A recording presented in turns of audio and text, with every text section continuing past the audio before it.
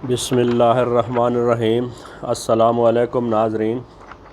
नाज़रीन, मैं हूं अजमल मलिक और आप देख रहे हैं मेरा यूट्यूब चैनल। तो दोस्तों, आज की मेरी इस वीडियो का मौजू मुल्की मईशत पे है, बल्कि थोड़ा सा आज मैं दुनिया भर की इकानमी या मईशत के बारे में बताऊंगा और एक कंसेप्ट थोड़ा सा क्लियर करूंगा। हमारे बहुत सारे दोस्तों के जहनों में मईशत के बारे में और ख़ास तौर पे जो दुनिया की करेंसीज़ हैं मुख्तलिफ़ ममालिक की, उसके बारे में कंसेप्ट क्लियर नहीं है। तो थोड़ा सा मैं बताऊंगा। यूँ समझें कि दुनिया की जो मईशत है या इकानमी, वो एक समंदर है और मुख्तलिफ़ ममालिक की जो इकानमीज़ हैं या मईशत, उसमें पाकिस्तान है, अमेरिका है या दीगर बड़े छोटे ममालिक हैं। तो यूँ समझें कि उस समंदर के अंदर तैरने वाली जितनी भी कश्तियाँ या शिप्स हैं, वो उस मुताल्लिका मुल्क की इकानमी या मईशत है। और उस शिप या उस कश्ती के अंदर लदा हुआ सामान या मटीरियल या जो भी उसके अंदर वो लदा हुआ है, और उसको आप किसी मुल्क की करेंसी की वैल्यू करार दे सकते हैं। कि अगर कोई मुल्क किसी मुल्क की करेंसी की वैल्यू हैवी है, तो यूँ समझ लें कि उसकी इकानमी भी बड़ी है और उसका शिप या कश्ती भी बड़ी है और उसके अंदर जो लदा हुआ सामान या करेंसी या जो मटीरियल है वो भी उतना हैवी है। और करेंसीज़ के अंदर जो फ्लैक्चुएशंस आती हैं, उतार चढ़ाव जिसको हम कहते हैं, कि किसी मुल्क की करेंसी गिर गई है और किसी मुल्क की करेंसी बढ़ गई है, तो उसमें यूँ समझ लें कि दुनिया की जो इकानमी है हमेशा वो इर्ताश के अंदर रहती है, उसमें मूवमेंट्स रहती हैं। यूँ समझें कि समंदर के अंदर लहरें चल रही हैं और जो ही कोई लहर आएगी तो वो हर दुनिया की हर करेंसी को डिस्टर्ब करेगी। जितनी बड़ी करेंसी होगी उसके ऊपर उतना कम असर होगा, उसके अंदर उतनी कम मूवमेंट पैदा होगी, और जितनी छोटी करेंसी होगी तो उसके अंदर ज़्यादा मूवमेंट, यानी कि उसके अंदर फ्लक्चुएशन ऊपर या नीचे होना वो ज़्यादा होगा। तो ये तो है करेंसीज़ की, मैं आपको थोड़ा सा इसके बारे में मैंने आपको कंसेप्ट दिया है। अब यह है कि करेंसीज़ का दुनिया भर की मईशत के अंदर ये जो कीमत का तयन है, ये वैल्यूएशन का वो कंसेप्ट ये है, इसको कहते हैं कि ये फ्री फ्लोटिंग कंसेप्ट के ऊपर काम करती हैं ये जो करेंसीज़ हैं। मतलब ये है कि हर कश्ती समंदर के अंदर तैरने वाली, उसको आज़ादी से छोड़ दिया जाए, वो लहरों के साथ जितने उसके अंदर वेटेज होगी वो उसी तरह अपनी जगह उसके अंदर सेलेक्ट कर लेगी या अपनी प्रॉपर जगह पे चली जाएगी।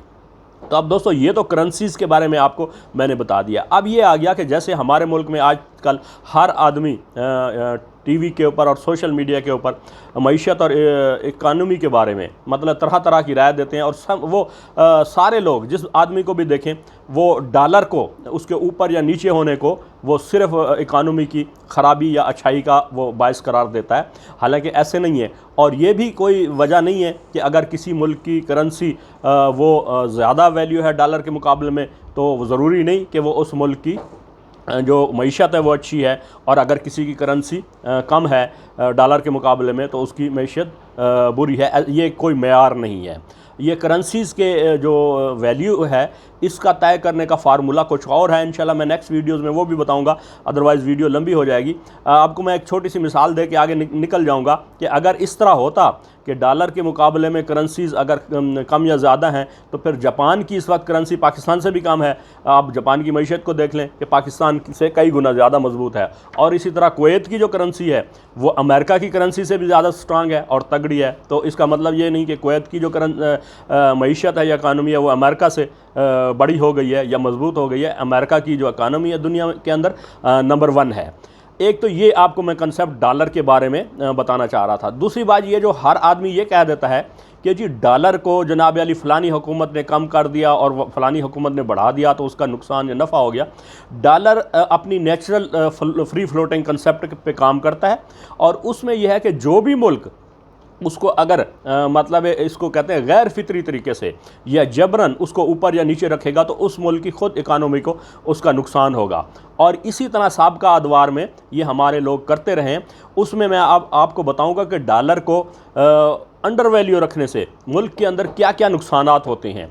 मैं सबसे पहले आपको थोड़ा सा इसमें बता देता हूँ कि डॉलर को अंडर वैल्यू किस मकसद के लिए रखा जाता है और किस तरह रखा जाता है। अंडर वैल्यू रखने का सिर्फ एक ही तरीका है कि जी आप उसकी जो सप्लाई है या उसकी जो मिकदार है या उसकी तरसील है वो अपने मुल्क के अंदर बढ़ा दें। उसका नेचुरल तरीका तो ये है कि आप अपने मुल्क के अंदर जो है ना इतनी प्रोडक्शन और ग्रोथ करें और इन्वेस्टमेंट को इतना अट्रैक्ट करें कि बाहर से डॉलर धड़ाधड़ आना शुरू हो जाए और फॉरेन इन्वेस्टमेंट आपकी बड़े ज़ोर शोर से आए और इन्वेस्टर अट्रैक्ट होके आए तो डॉलर की फरावानी हो जाए।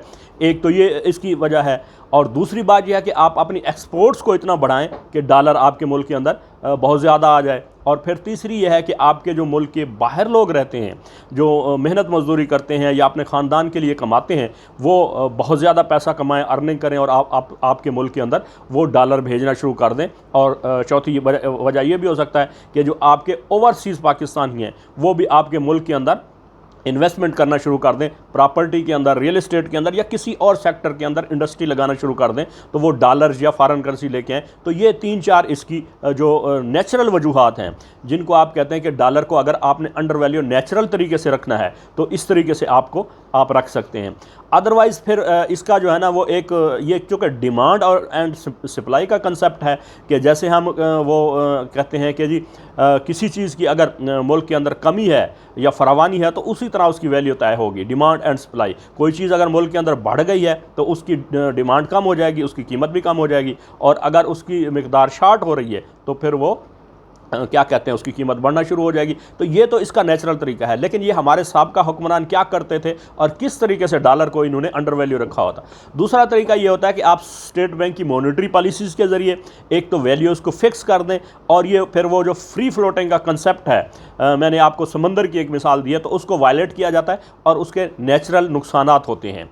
एक तो ये हो गया। दूसरा तरीका ये होता है कि आप मार्केट के अंदर डॉलर्स वो फरावानी मतलब किसी भी ज़रिए से आप डॉलर मार्केट के अंदर फेंकना शुरू कर दें, मनी मार्केट के अंदर। मिसाल के तौर पे हमारी साबका हुकूमत क्या करती थी कि ये दूसरे ममालिक से लोन लेती थी, IMF से या किसी दीगर लेंडिंग एजेंसी से, और उसको स्टेट बैंक के अंदर ले आके और उसके अंदर क्या करते थे ये लोग कि वो रोज़ाना मनी मार्केट के अंदर, यानी कि ये जो मनी एक्सचेंजर हैं इनके अंदर रोज़ाना की बुनियाद पे यहाँ से रुपया उठा लेते थे और डॉलर की वहाँ फरावानी कर देते थे और डॉलर उनको बहुत ज़्यादा दे देते थे। अब वहाँ पे मार्केट के अंदर चूँकि ख़रीदार डॉलर के काम होते थे, डॉलर की कंजम्पशन नहीं होती थी, तो वो ये होता था कि डॉलर उसको अंडर वैल्यू हो जाता।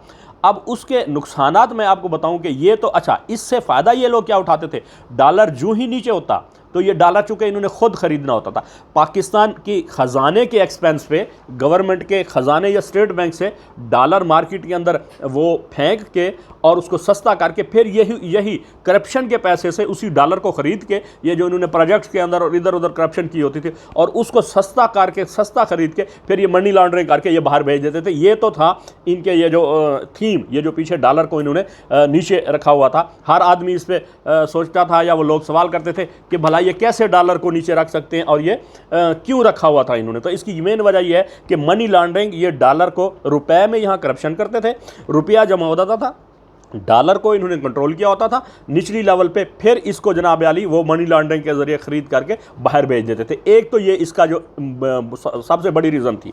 अब दूसरी वजह क्या है कि मैं कहता हूँ कि जी डॉलर जो है वो उसके अंडर वैल्यू रखने से या नीचे रखने से, या उसकी जो जिसको कहते हैं फ्री फ्लोटिंग कंसेप्ट, उससे उसको हटा के या डॉलर को बांध के या उसके ऊपर अनड्यू प्रेशर डाल के, तो उसके नुकसानात क्या होते हैं। सबसे बड़ा नुकसान ये होता है कि आपके मुल्क के अंदर जो इन्वेस्टर होता है या जिसको कहते हैं डायरेक्ट इन्वेस्टमेंट, वो मुल्क के अंदर नहीं आती। उसकी रीज़न मैं आपको बताता हूँ। जो इन्वेस्टर है वो इंटरनेशनल मार्केट के ऊपर उसकी नज़र होती है। अगर उसने इंडस्ट्री सपोज एक मुल्क इन्वेस्टर ने लगानी है तो वो अगर हमारे इस एशियाई ममालिक के अंदर लगाना चाहता है या बरसगीर पाक व हिंद के अंदर ये 3-4 जो मुल्क हैं, जैसे ये बांग्लादेश है या भारत है या पाकिस्तान, इसके अंदर लगाना चाहेगा, तो वो वहाँ बैठ के कैलकुलेशन करेगा कि मेरा जो डॉलर, मेरे पास 1 मिलियन डॉलर है, इसकी जो मैं इंडस्ट्री लगाऊंगा तो पाकिस्तान के अंदर कास्ट मेरी सबसे ज़्यादा इसलिए आएगी कि वहाँ पे उसका डॉलर सस्ता है। जब वो 1 मिलियन डॉलर यहाँ पे लेके आएगा तो उसको उस डॉलर के मिलेंगे 1 करोड़ 20-25 लाख रुपए। अब वो जब वो 1 मिलियन या 1 लाख, समझ लें, छोटी मिसाल देता हूँ, 1 लाख डॉलर लेके वो बांग्लादेश में चला जाएगा तो उसको वहाँ वो इंडस्ट्री भी लगा लेगा और उसका पैसा भी बच जाएगा, क्योंकि वहाँ पर उन्होंने डॉलर को अंडर वैल्यू नहीं किया हुआ अपनी करेंसी के हिसाब से। इसी तरह अगर भारत में, तो वो प्रायोरिटी देगा कि पाकिस्तान के अंदर इन्वेस्टमेंट करने की बजाय है वो किसी दूसरे मुल्क को वो सिलेक्ट कर लेगा। एक तो इसका ये नुकसान हो जाएगा। दूसरी बात यह है कि जो हमारे बाहर लोग बैठे हुए हैं, मतलब हमारे पाकिस्तानी हैं, तो उनको वो दो किस्म के प्रॉब्लम फेस करते हैं। पहली तो ये है कि मिसाल के तौर पे उनकी फैमिली यहाँ पे रहती हैं और महाना वहाँ पे डॉलर कमा के बेचती हैं। तो पहले जब डॉलर को सही वैल्यू पे यहाँ पे कैलकुलेट किया जाता था तो वहाँ पे वो $100 वहाँ से भेजते थे तो उनको यहाँ पे 12-13 हज़ार मिल जाता था, और या एक मतलब 15,000 रुपये मिल जाते थे। और अगर वो अंडर वैल्यू है तो उसको 10,000 मिलेंगे। तो वो या तो ये है कि वहाँ से उसको डॉलर ज़्यादा भेजने पड़ेंगे अपनी फैमिली की ज़रूरियात पूरी करने के लिए, या फिर यह है कि वो अपना हाथ खींच लेगा। अच्छा, इसके अलावा एक ऐसा तबका है हमारे मुल्क के अंदर या ओवरसीज़ पाकिस्तानी जो मुल्क के अंदर इन्वेस्टमेंट करना चाहता है, जिसने कोई प्रॉपर्टी खरीदनी है या कोई चीज़ खरीदनी है, तो वो कंपैरिजन करेगा कि जी मेरा अगर यहाँ पे डॉलर की वैल्यू मतलब इसमें पाकिस्तान के अंदर अगर 150 रुपये हो फी डॉलर तो मुझे इतनी प्रॉपर्टी मिलती है या इतनी जायदाद मिलती है, और अगर 125 हो तो मुझे कम मिलती है, लिहाजा वो डिस्करेज हो जाएगा। ये इसके फैक्टर्स हैं। इसी तरह मैं आपको बताता हूँ कि जी ये जो हमारे एक्सपोर्ट्स हैं, एक्सपोर्ट्स के अंदर नुमायाँ कमी ऐसी होती है कि मैं फिर वही मिसाल दूंगा कि एक आदमी बैठा हुआ है, उसने दुबई में है, उसने यहाँ से कुछ चावल ख़रीदने हैं, या यहाँ पे एक एक्सपोर्टर बैठा है, उसका उसके साथ कनेक्शन है बाहर के इंपोर्टर के साथ, तो वो हिसाब लगाएगा कि जी मैंने 1 टन चावल ख़रीदने हैं। वो 3-4 मुल्कों के सामने फोकस करेगा, वो क्या कहते हैं बांग्लादेश को भी करेगा, ये चीज़ भारत में भी मिल रही है, पाकिस्तान में। तो उसको जब अंदाज़ा होगा कि ये जो 1 टन चावल हैं वो पाकिस्तान में तो मुझे बड़े महंगे पड़ रहे हैं, क्योंकि यहाँ पे जो डॉलर वो भेजेगा उसकी कीमत ही कम है, और वो जो बांग्लादेश भेजेगा तो उसके मुकाबले में उसको कहीं सस्ती चीज़ मिल जाएगी। तो इसका मतलब ये है कि ये चीज़ें ये यहाँ पे हमारे मुल्क के अंदर इसके नुकसानात होते हैं कि जी जो इन्वेस्टमेंट या डॉलर फेच करने के ज़राए हैं वो सारे के सारे ख़त्म हो जाते हैं। इन्वेस्टमेंट आना ख़त्म हो जाती है, फॉरेन रिमिटेंसेस आना ख़त्म हो जाती है, हमारी एक्सपोर्ट्स निचले लेवल पे चली जाती हैं। जैसे कि आपको ने देखा होगा कि ये नून लीग के दौर के अंदर जब इन्होंने डॉलर को मसनूई तरीके से ये स्टेट बैंक के ज़रिए बहुत सारा बेतहाशा डॉलर मार्केट के अंदर फेंक के नीचे रखा तो एक्सपोर्ट्स नेगेटिव चली गई थी। वो पीपल पार्टी के दौर में 2013 से 2018 में के मुकाबले में वो जो 2018 में एक्सपोर्ट्स बहुत निचले लेवल, यही वजह थी कि इन्होंने डॉलर को मसनूई तरीके से नीचे रखा हुआ। अब फ़ायदा किन चीज़ों को, किन लोगों को होता है? आप लोग सोचेंगे कि अगर इसके नुकसान, फ़ायदा उन लोगों को होता है कि जिन्होंने करप्शन करके मुल्क से पैसा बाहर लेके जाना हो और रुपए में करप्शन करें और डॉलर खरीद के बाहर भेजना हो, नंबर 1 उनको होता है। दूसरी बात यह है कि जो सबसे बड़ा चीज़ होती है, जिन लोगों ने इंपोर्टेड चीज़ें यूज़ करनी हो, मतलब मिसाल के तौर पे बाहर से आई हुई चीज़ें जो लोग यहाँ पे, मतलब मैं एक मिसाल दूंगा कि कोई इंपोर्टेड वाइन इस्तेमाल करता है, या यूँ समझ लें कि जैतून का तेल, या जो मतलब है जो अमीर आदमी है, कहने का मतलब है कि उसका डॉलर को अंडर वैल्यू करने का उसको फ़ायदा होगा जिसने डॉलर इस्तेमाल करना है। गरीब आदमी का या हमारा एक जो मीडियाकर है, ये जो आम दर्जे का आदमी है मुल्क के अंदर, उसको डॉलर के अंडर वैल्यू होने से उसको फ़ायदा नहीं होगा, बल्कि अमीर तबके को फ़ायदा होगा। मुल्क को उसका सरासर नुकसान ही नुकसान है। मतलब आम लोग कहते हैं कि जी डॉलर की वजह से जनाब ये महंगाई आ गई और इन्फ्लेशन, ये इसकी वजह कतन ऐसी नहीं है। ये मैं किसी भी इकोनॉमिस्ट हो, कोई भी बड़ा से बड़ा मईशत को समझने वाला हो, तो मैं चैलेंज करता हूँ कि मेरी इस बात को वो साबित करके मतलब गलत साबित करे। ये बिल्कुल ऐसा नहीं है। इससे डॉलर को अंडर वैल्यू करने का मकसद ही यही है कि मुल्क की मईशत को नुकसान पहुँचाया जाए और अपने ज़ाती मफादात को तरजीह दी जाए। इसी तरह ये साबिक़ा दौर में ऐसे ही करते रहते हैं। सिर्फ एक फैक्टर पड़ता है, ये जिसको मैं छोटा सा फैक्टर है कि जी ये जो महंगाई का एलिमेंट आता है या जिसको इन्फ्लेशन कहते हैं, इन्फ्लेशन के अलग से जो उसके मुहर्रकात हैं, उसकी अलग से रीज़न्स हैं, वो भी मैं इंशाल्लाह नेक्स्ट वीडियो में या उससे अगली वीडियो में बताऊंगा कि इन्फ्लेशन या महंगाई की असल वजूहात क्या है। ये डॉलर का महंगा सस्ता होना, इसका बड़ा इम्पैक्ट नहीं है, छोटा सा इम्पैक्ट ज़रूर है। वो ये है कि जब हम आप ऑयल इम्पोर्ट करते हैं या जो समझ लें कि जो फ्यूल इम्पोर्ट करते हैं, ये जो हमारी ट्रांसपोर्टेशन में या गाड़ियों में इस्तेमाल होता है, तो इसमें हम बामुश्किल वो 10% या 5% या 15% उसकी प्राइस बढ़ती है उस आयल की, मगर वो जो हमारी ट्रांसपोर्टेशन कास्ट के अंदर जो एक इम्पैक्ट होता है, क्या कहते हैं, ट्रांसपोर्टेशन का पूरी इकानमी के अंदर, वो भी 10% से कम होता है। मतलब यूँ कर लें कि एक आदमी 1000 रुपये कमाने वाला अगर रोज़ाना 100 रुपये अपनी ट्रांसपोर्टेशन या ट्रैवलिंग पे खर्च करता है, तो अगर ये डॉलर क्या कहते हैं सस्ता हो गया है तो उसको 10-15 रुपये का फ़र्क पड़ेगा। और इसी तरह अगर महंगा हुआ है तो तब भी 10-15 रुपए का फ़र्क पड़ेगा, इससे ज़्यादा नहीं पड़ता। मतलब यह है कि डॉलर को अगर तो नेचुरल तरीके से आप नीचे रख सकते हैं तो फिर तो वेल एंड गुड, बहुत अच्छा है। और नेचुरल तरीके से नीचे रखने के वही ज़राए हैं कि जनाब याली आप एक्सपोर्ट बढ़ा दें, आप अपनी इन्वेस्टमेंट बढ़ा दें और आप मुल्क के अंदर इंडस्ट्री का एक माहौल बना दें, प्रोडक्शन बढ़ जाए, ये एक तरीका है। दूसरा, आपके जो मुल्क से बाहर बैठे हुए लोग हैं वो आपको डॉलर भेजे, मतलब यहाँ मुल्क की पॉलिसी से मुतमईन हो गए। और तीसरी बात यह है कि ये जो आपकी फॉरेन रिमिटेंसेस जिसको कहते हैं, यहाँ पे हमारे लोग वहाँ पे कमाते हैं और अपनी फैमिलीज़ को सपोर्ट करने के लिए भेजते हैं। तो दोस्तों, ये कहने का मतलब है कि ये जो डॉलर के बारे में आम तौर पे कंसेप्ट पाया जाता है कि डॉलर को अगर कम रखा जाए और ज़बरदस्ती तरीके से तो यहाँ पे चीज़ें सस्ती होंगी, अगर डॉलर महंगा हो तो फिर वो महंगी होंगी। ऐसी ये बिल्कुल कतन गलत बात है। इसके पीछे और बहुत सारे मुहर्रिकात होते हैं। तो ये जो इस मौजूदा गवर्नमेंट ने डॉलर को एक नेचुरल और फ्री फ्लोटिंग सतह पे लेके गए, अगरचे ये महंगा है लेकिन यह है कि इससे बहुत सारे फ़ायदे हासिल हो रहे हैं। जैसा कि आपने देखा कि अभी इसी साल के अंदर साबका सालों के अंदर ये $1 बिलियन की जो फॉरेन रिमिटेंसेस या जिसको तरसीलात ज़र कहते हैं वो मुल्क में आती थी, लेकिन इस साल ये डॉलर को उन्होंने मतलब एक प्रॉपर वैल्यू पे फ्री फ्लोटिंग कंसेप्ट या उसकी जो नेचुरल वैल्यू है उसके ऊपर रखा है। तो अब तरसीलात ज़र इससे बढ़ गई हैं। तो मैं ख़ास तौर पर उन दोस्तों को कहता हूँ कि जो मीडिया के ऊपर एक गलत किस्म का कंसेप्ट, जिनको मईशत का पता नहीं है और ये करेंसीज़ के बारे में ख़ास तौर पर पता नहीं, तो लोगों को गुमराह करते रहते हैं। तो मैं कहता हूँ इस तरह की बातें बिलावजह ये मुल्क को नुकसान पहुँचाती हैं।